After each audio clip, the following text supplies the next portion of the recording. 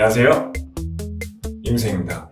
요즘 제가 그 어깨 부상으로 운동을 조금 쉬고 있는데 좀 쉬다가 갑자기 번뜩이는 생각이 들어가지고 여러분들께 공유하면 좋겠다 싶어서 이렇게 좀 가벼운 부상이 있을 때 어떻게 잘 처신해서 운동할 수 있는지에 대해서 좀 설명을 드려볼까 합니다.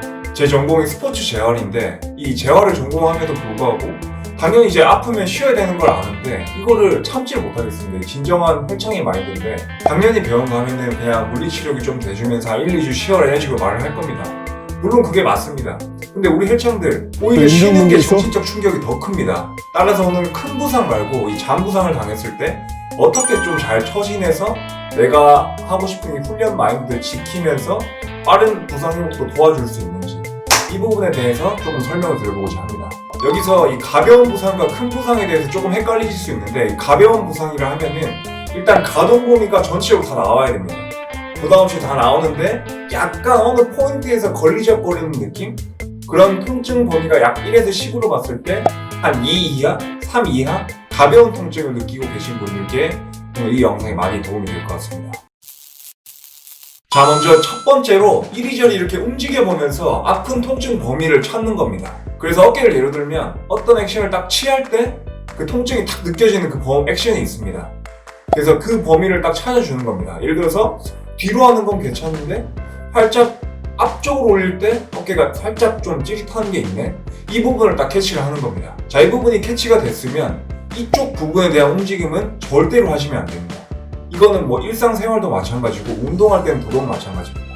따라서 내가 지금 나에게 어깨를 앞쪽으로 돌릴 때 다쳤다 이 느낌을 느끼고 있다면 절대로 앞으로 보내는 움직임을 하시면 안 되고 반드시 만약에 하셔도 뒤쪽으로 보내는 오히려 반대편 움직임을 진행해 주셔야 됩니다. 즉 아픈 범위의 가동 범위로는 절대로 움직이지 마라. 이게 첫 번째 팁이 되겠고, 자, 두 번째 팁으로는 중량을 평소보다 50% 이하로 낮춰서 훈련을 하는 것입니다. 저희가 막 준비 운동하고 몸 풀고 하면은 이 계속 심박수 올라가면서 호르몬도 분비되고 하면서 통증 영향도 경감이 됩니다. 그래서 내가 안 아픈지 알고 막 중량 치고 하면서 오히려 더 부상을 악화시키는 경향이 있는데 절대 그렇게 하지 마시고 50% 이하로 중량을 다운시키고 운동 볼륨 또한 가볍다고 막 200개씩 하지 말고 평소와 똑같은 볼륨으로 10에서 12회 정도 볼륨으로 천천히 평소보다 더 천천히 반복을 해주는 겁니다. 이런 식으로 진행함에도 불구하고 통증이 느껴진다. 그리고 다음날 통증이 더 악화되는 것 같다. 운동을 그냥 바로 중지하시는 게 답입니다. 자, 세 번째로는 이 버티기 훈련, 등척성 훈련이라는 것을 하는 것입니다. 이 등척성 훈련이 뭐냐면 이 근육의 길이 변화가 없는데 그냥 힘이 계속 근육에 들어가고 있는 겁니다. 예를 들면은 팔씨름 막 버티고 있는데 힘이 들어가죠. 이런 것처럼 예를 들어서 벤치프레스를 할 때 90도 부분에서 정지를 하고 그러니까 통증이 없는 부분에서 정지를 한 다음에 버티는 겁니다. 10초, 20초 버티고 다시 천천히 돌아오고 이런 식의 훈련 방법을 진행을 하는 겁니다. 이런 방법은 수술 후에 환자들도 한 2, 3일 뒤에 바로 실시하는 안전한 방법이기 때문에 따라서 이 움직이는 것 자체에도 불편함이 느껴진다.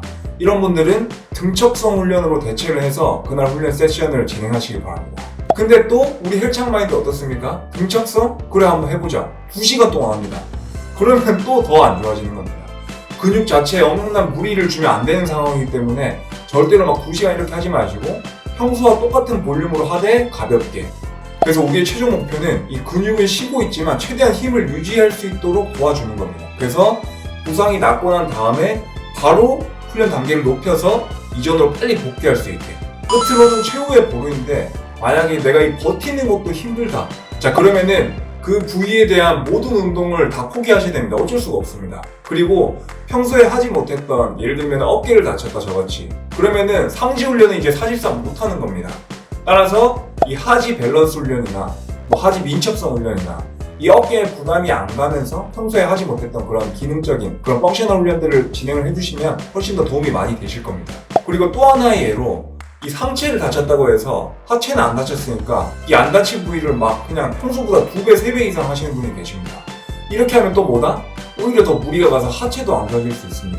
따라서 이 좋은 부위도 더 안 좋게 하지 마시고 어떻게든 훈련을 할 수 있는 방법들을 모색을 해서 잘 진행을 해주셨으면 좋겠습니다. 자, 오늘 영상은 여기까지고요. 다음 시간에 더 유익한 영상으로 찾아뵙겠습니다. 지금까지 나움 채널 임생했습니다. 감사합니다.